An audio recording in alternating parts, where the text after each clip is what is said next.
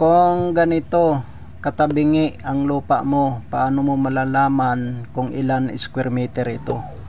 Halimbawa dito 6 meters, dito 10 meters, dito 9 meters, dito naman 8 meters.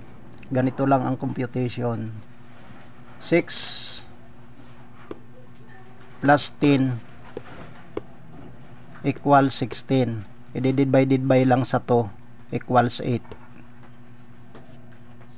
Tapos 9 plus 8 equals 17. Divided by 2 uli. Okay, equals 8.5. 8 times 8.5 equals 68. 68 square meter ito. Totoo ba talaga na 68 square meter ito? Gumawa po ako dito ng isang guhit na naka-scale 1:100.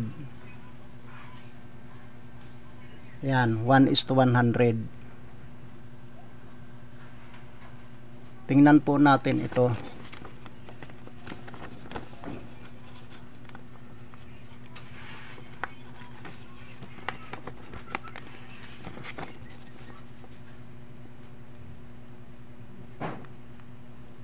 Kita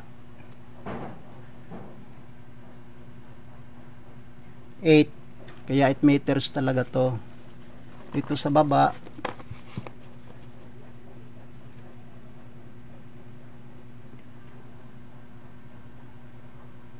9. Ito 6 talaga ito. Ito naman ay 10 talaga.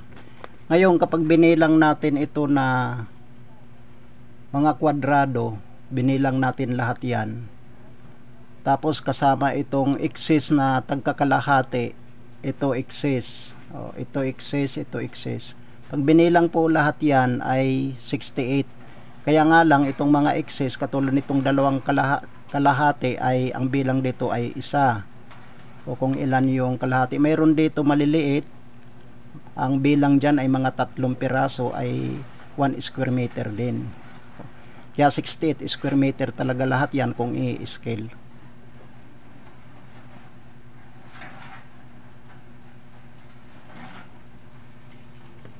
Okay, salamat po.